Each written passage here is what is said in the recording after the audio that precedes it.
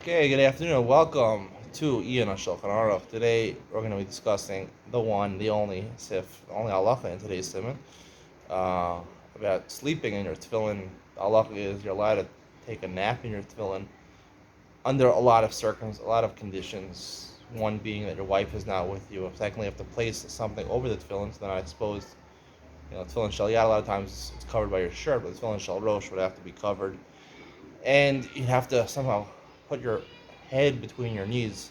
So that is a way of ensuring that you don't come to a permanent sleep. The reason sleeping is a bit of a problem is because it's a hesach hadas, and hesach hadas, one of the things is that, right, the Gemara says in Daf Mem Tet and Shabbos, Shleishon Behem, one of the reasons it's guf naki, a clean body, is to sleep, not to sleep with your tefillin.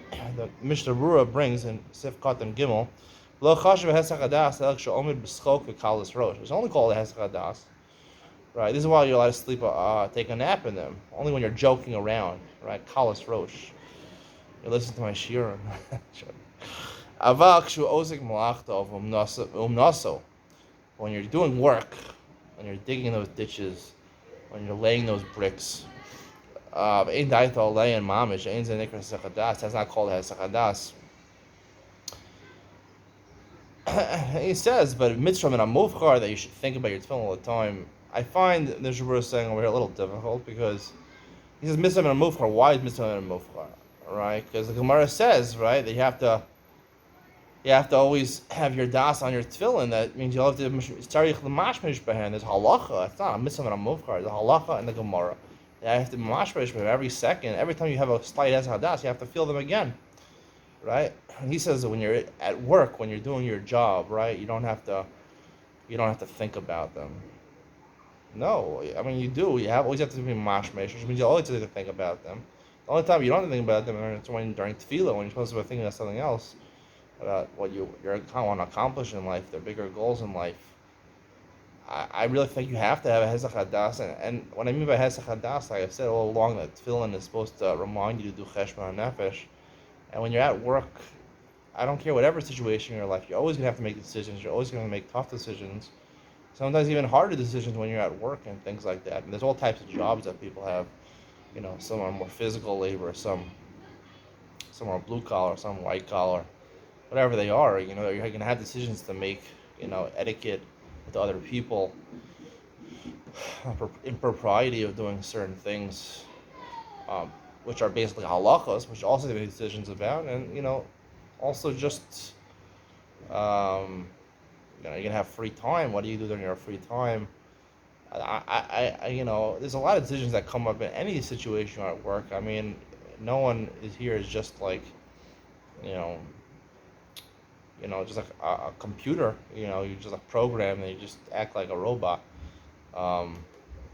They are making. I saw that Elon Musk is making a new robots to compete with China and Japan, who usually are considered the top manufacturers of robots. They don't look like humans. He wants to make a robot that really looks like a human. It's about 5'8", 160 pounds, has a body of it's called a humanoid, and it basically does monotonous and boring tasks that we all have to do, but we don't want to do. So repetitive, boring, monotonous tasks, that's what it does.